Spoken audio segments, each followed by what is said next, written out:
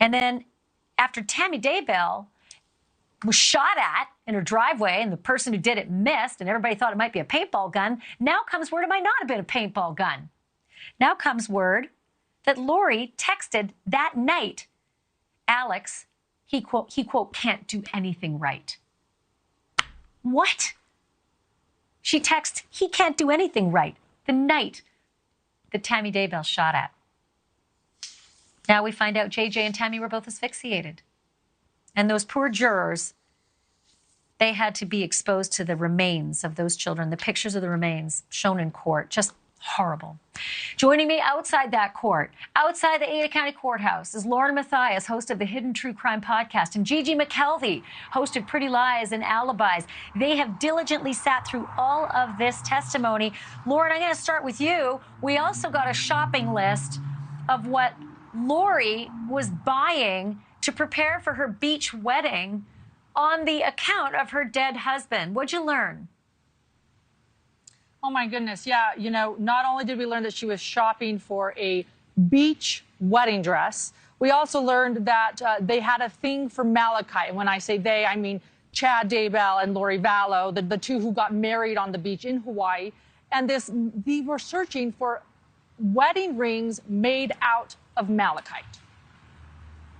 And a men's linen shirt and men's linen pants and a bathing suit so that the vacation would be complete. She's buying her soon-to-be husband's linen outfit for the beach wedding while his wife is still alive. Jurors are not going to like that.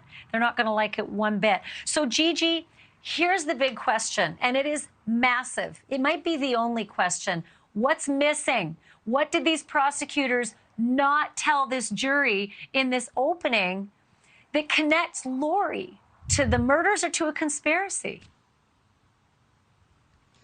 I mean, that's a loaded question. I think that they can't bring in the prior bad acts. And I think the fact that Charles was murdered by her brother Alex was missing because there's going to be a lot of questions about this dynamic. How did Charles die? You know, they're not going to know this. So I think that's missing, but it can't come in. Also, I just really feel like the openings were very short. I was surprised, actually. But I think, too, it was smart in this case. There's so many players, so many different people that are associated. You can't throw that into openings because you overwhelm and confuse the jury. So I think the way they're staggering it a bit is maybe the best route to go with how convoluted this case is. It's a heck of a story to tell. Okay, real quickly, Lauren, Larry and Kay were both in the courtroom, and from what I gather, they both had their eyes fixed on Lori. Can you describe it?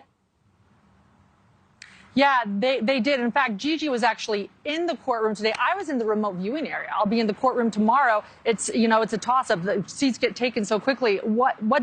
I've heard the same thing. What did you see? Yeah, so Lori doesn't hesitate to make eye contact with any of the witnesses. So far today was Kay Woodcock, who is the grandmother of JJ, the sister of Charles Vallow, and then Brandon Boudreaux, who is the ex-husband of Lori's niece, who was in this group. There was one time where Kay was on the stand. They go to a sidebar, and Lori's a little awkward at the table by herself, and Kay was just looking at her, staring at her, not even blinking. And at one point, I think Lori made eye contact with her. Then she diverted her eyes over to the sidebar and was watching the attorneys over there. But, Kay let her know that she wanted to be seen. And then I saw Nate Eaton from East Idaho News had tweeted out that Larry Woodcock said that Lori made eye contact with him 8 or 9 times. So she's not afraid to look at these people. When Brandon Boudreaux was walking in, she watched him from the minute he walked into the door until he was sworn in and took the stand. And then when he had to identify her for the record, it looked to me from where I was sitting, they made eye contact directly. So you have to wonder, how does she feel with all these family members that she hasn't seen since she's been arrested now, seeing these pictures that we saw today and hearing these things about her? It has to be very awkward. You'd love to climb inside her head, but then again, maybe you would. Super telling that her own son, Colby Ryan, was not present. Thank you for watching. Go to newsnationnow.com to find NewsNation on your television provider. And don't forget to click the red subscribe button below to get more of NewsNation's fact-driven, unbiased coverage.